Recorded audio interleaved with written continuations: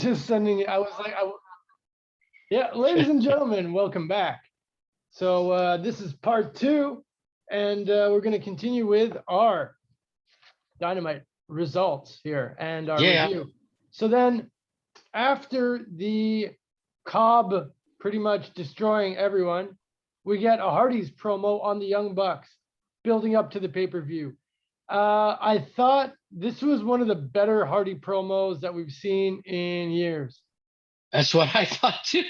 I was like, holy shit, they were actually pretty good this time. Normally Jeff Hardy, like, I don't give a shit what he has to say because it sounds so like he's just boring to listen to usually. He's always spaced out in his interviews. Yeah, he's just like, yeah, man. Yeah, exactly. Matt Hardy's usually great, but Hardy's as face, usually their promos are pretty boring. But yeah, this was good. This was really good. They talked about like basically about the history and how they're similar teams kind of thing. And yeah, how the Bucks are trying to emulate them, basically. Yeah, of course.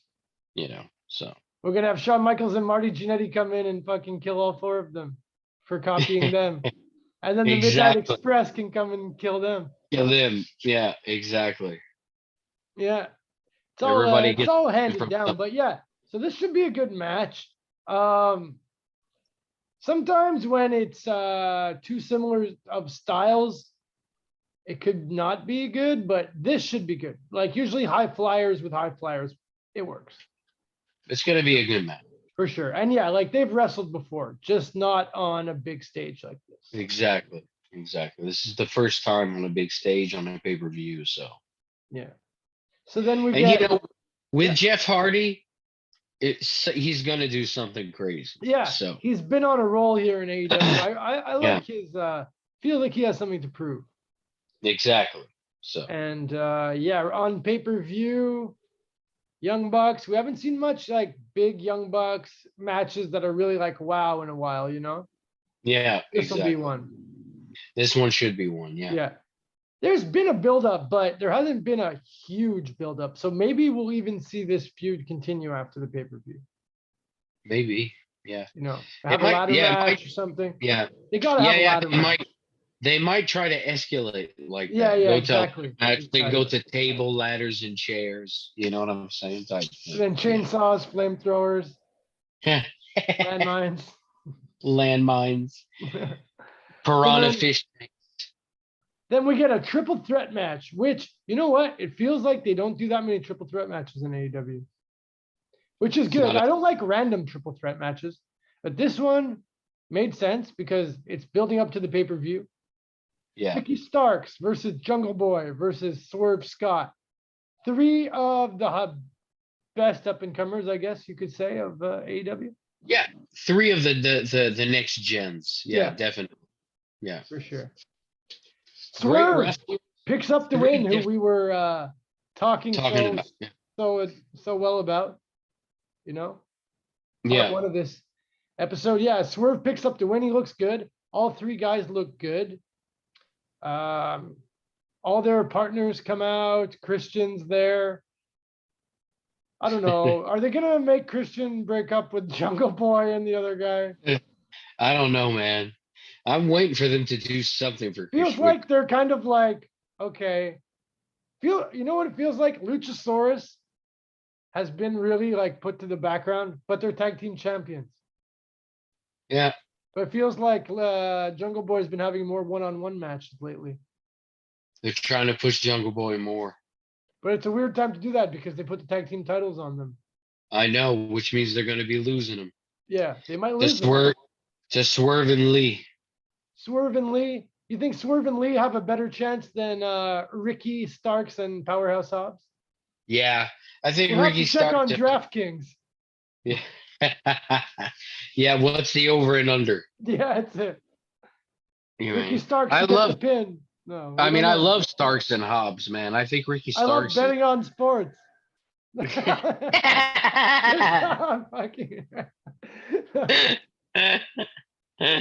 Who doesn't? Yeah. Good old 20 here and there. Never hurt anyone. But if you got money, I'm betting on Lee and Strickland. Yeah. Yeah, I'd like to see them be tag team champions. That would be good. Yeah. Jungle Boy, Luchasaurus, their tag team run feels lackluster, and it feels like they won it out of nowhere. The match they won it was a good match, though. I will say that. Yeah, but no. There's too many good Too, tag teams for them. too Like, many good tag to- teams, too many good solo wrestlers that are in tag teams, making them super tag teams. So you need to do something with it. One thing I feel too is that because their pay-per-view is only every 3 months about, they tend to do a lot of title changes on the pay-per-view, and it makes it kind of obvious. But it's like that was like back in the old WWF, like when pay-per-views were only 3 months. The title never changed hands on Superstars at 12. You had to wait for SummerSlam. Yeah. You have to wait for SummerSlam to see anything good. So That's it. yeah. Then we get Dr. Britt Baker, DMD, beating Tony Storm in an Owen Hart tournament match. Pretty good match. I felt that it was obvious Britt Baker was going to win. I think Britt Baker's going to win this Owen Hart tournament on the Yeah. girls' side. Most probably. But it feels like the wrestlers are really putting in a lot of effort in this Owen Hart tournament. It turned They're out a making lot it better look good. than I thought, and it's coming up to an end here. I'll say I'm Yeah. pleasantly surprised. Yeah. It was a good tournament. Hopefully they do it every year. Yeah, exactly. It could be like their annual tournament. Yeah.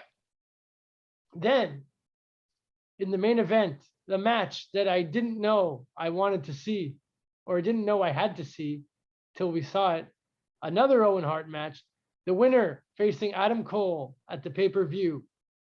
Kyle O'Reilly facing Samoa Joe, who on Rampage got his arm got hit on the arm by a wrench by Jay Lethal. So he came in with like an injured arm. On top What of a it. wrestling match. That was a wrestling match. Like I was saying last week, Kyle O'Reilly, this guy can't have a bad match. And you put him with Samoa Joe, he's almost in that category too. Yep. These guys, it was like, wow. Man. It was just submission move over submission move over submission move over submission move over suplex over. Man, these guys, two tough guys, technical wizards. Like This they would have been don't a need. good wrestling match in like the 70s and the 80s and the 90s, like any era. This This is a wrestling. Exactly. It's the type of wrestling match you could show to your grandfather who It'll be says, like, "I that's some remember good wrestling," wrestling there, and son. he'd be like, "That was a good wrestling match. These guys are good." You know what I'm saying? Yeah. So that was sick. Like I love that match, man. Like Yeah. classic match. Yeah. The baby face, Samoa Joe, comes in a bit hurt so that it gives him some sympathy, and it also gives O'Reilly some more heat, and he can, attack the arm. And Yeah. it gave him more it looked like he had more of a chance to win. Joe picks up the win, so it's going to be Adam Cole against Samoa Joe at the pay-per-view. That's a good match for the pay-per-view. That's gonna be another sick match.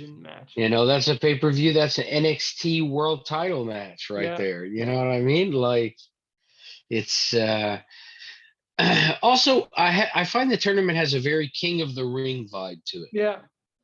Well, Owen Hart, I mean, what a classic King of the Ring He was a King of the Ring. So but not King of the Ring like the last few years, the one Baron Corbin won. I mean the classic King of the Ring matches, like the night Stone Cold won, where he took on Mark Marrow, he took on Jake the Snake. Like, you know what I mean? Good wrestling talent through the whole bracket. You know what I mean? Of just wow, man. Like, what a tournament. I wish next year they do it, but I wish they do it one night. Like they do qualifying matches on TV, and then one night they do the tournament. Have a one night the Owen Hart tournament, and then it's the brackets, and the guy that's in the quarterfinals has to wrestle 3 times that night: quarterfinal, semifinal, final. He goes through 3 matches to win it. You know what I'm saying? I don't know if the guys with the fucking talent would probably be like, motherfucker, you're gonna make me wrestle 3 times in one night. Like, are you crazy? But you know what I'm saying? Like, he probably. I mean, there's been shows that have done it before. There's been, I mean, the original King of the Ring tournaments. That's what it was. You know, but this is how we have to look at the problem. The speed of the wrestling today is not the speed of the wrestling back then. No, that's true. So when the guys go in one match, like, I don't know if they could go like that 3 times in the same night, like at that intensity with that number of dives and back triples. Yeah, if they go like completely insane the whole time, no, for sure. You know. No, and they got to build it. It's got to be more of like a wrestling thing. Like, that's why this match was also perfect. Like, it's a wrestling match. You know, it's a wrestling tournament. It's almost like the most old school kind of booking idea you can have, like just a tournament. Yeah, a tournament, man, with a cup. Yeah, no, that's it. That's it, man. So, what I like about these tournaments, TNA used to do a lot of these tournaments. They it's where you can go get a wrestler who's really talented, who's not good at doing too many promos or whatever, but he stands out in the ring, his wrestling skills, showcase it and push him, and then people go like, "Yo, this guy's really good, man." You know, I think tournaments are great for that. I think it did good for Kyle O'Reilly, who's a guy who's maybe not the best on the microphone. He's good, but he's not. You know what I mean? He's not Adam Cole. You know what I'm saying? Exactly. You know, so, and I think that really showcases those people's talent more, and, you know, helps in their career. So more power, more tournaments, please. I'll say it wasn't the best ever episode of Dynamite, but it was super solid. And some of the episodes that I would say were better were maybe like they gave too much away on TV kind of thing. Yeah. Like, so this was like almost perfect. Like, it was. And to me, this is the thing. People say, AEW. Like, if you're a wrestling fan, you love this episode.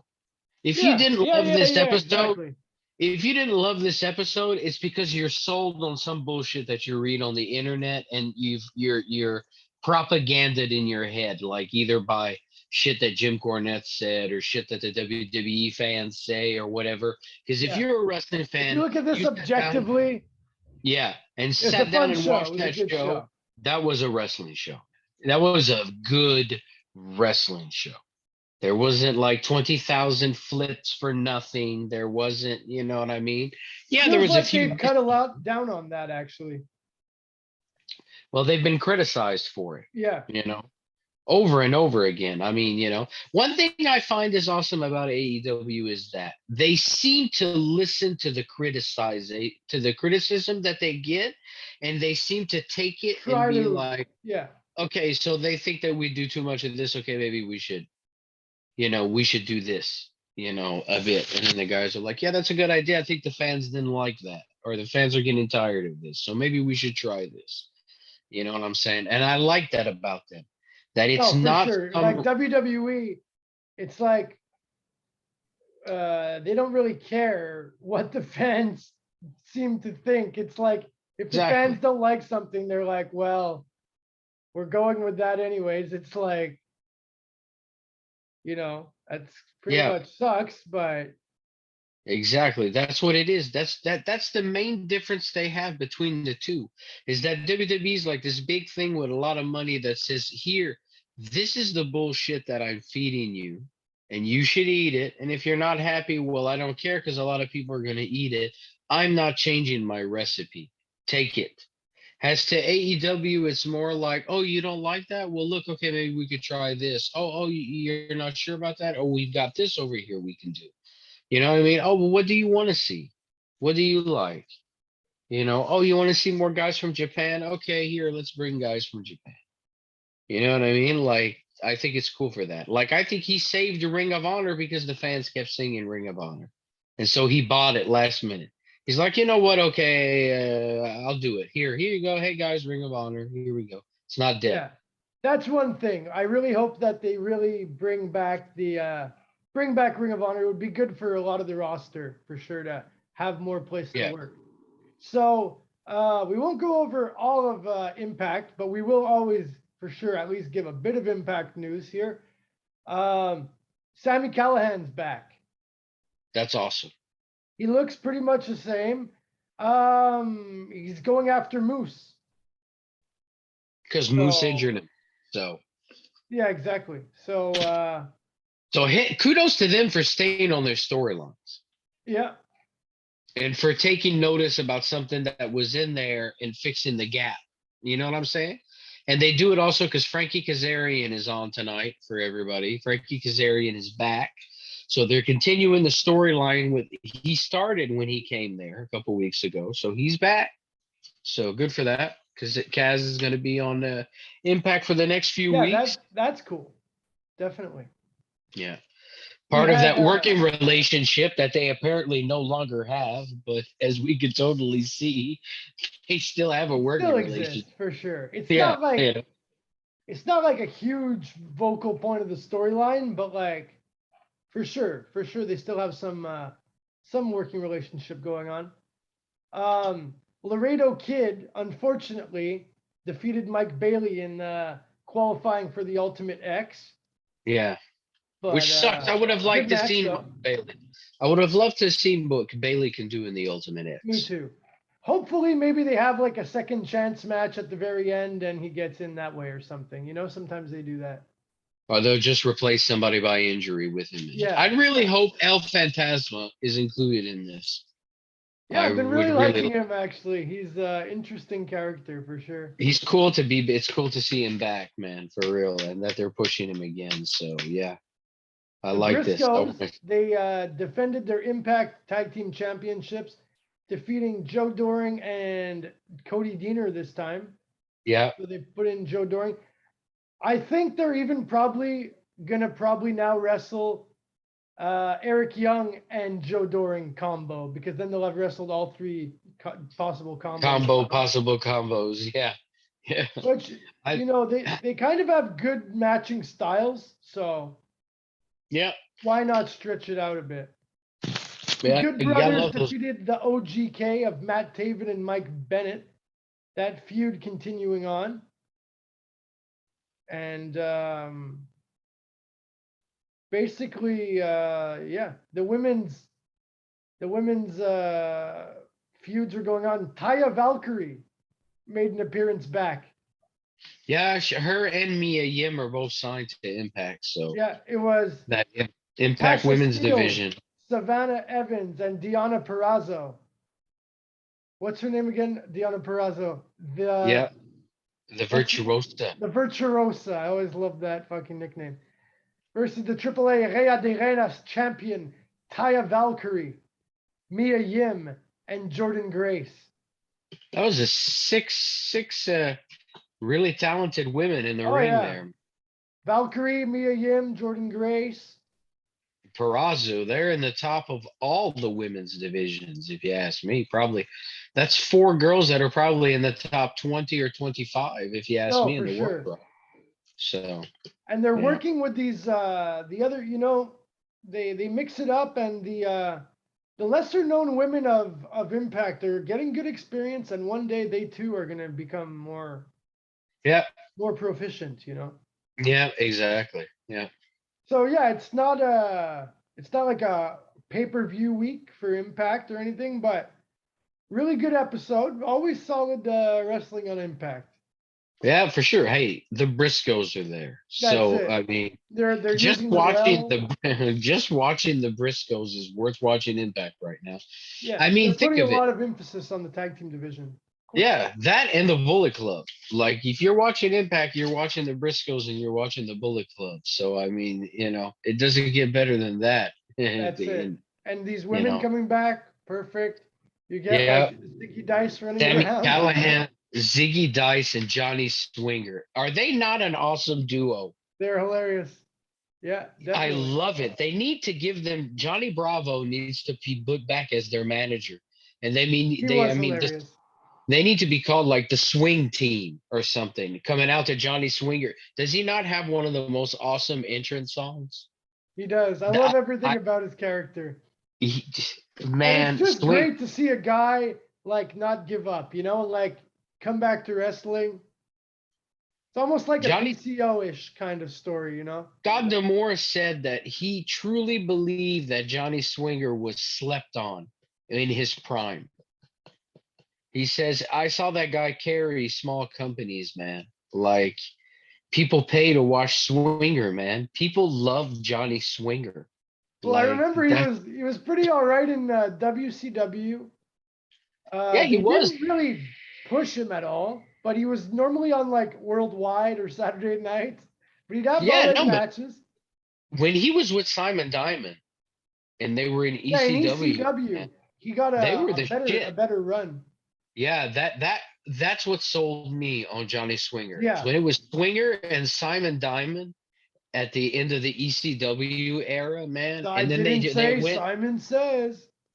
Exactly, man. And then they went into TNA for a while. Well, I think he got signed by WWE when they acquired WCW and ECW. Yeah. They were there. I think they never used him. I think he wrestled in Ohio Valley Wrestling, and they never brought him up to Raw or anything like that. That's possible. I don't know, but I remember. Yeah.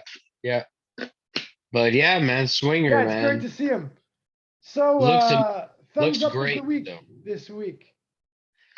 I'm gonna give mine to Jeff Cobb. Jeff Cobb, good job at beating the crap out of everyone. Very proud. Yeah, I think I'm gonna give my thumbs up of the week this week to Wardlow and MJF, man, and that feud. That feud deserves a thumbs up. That match could be like the main event of the pay-per-view. It was awesome, man, for real. That to me is the best part right now of what's going on. Yeah, that's an old school wrestling feud, super well executed. MJF is just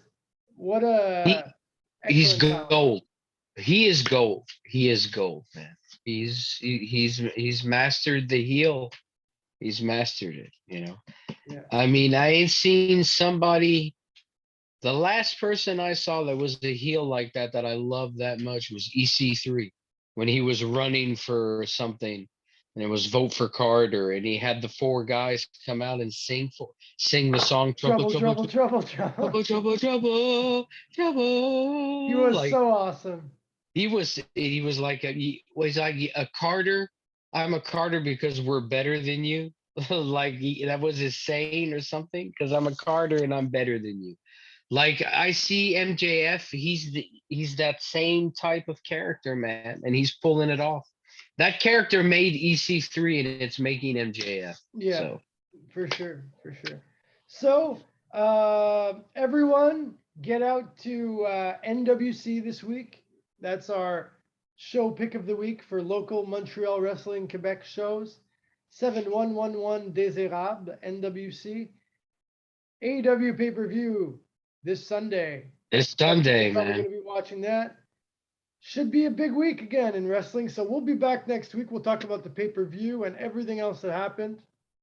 So that's be safe, everybody. ladies and gentlemen.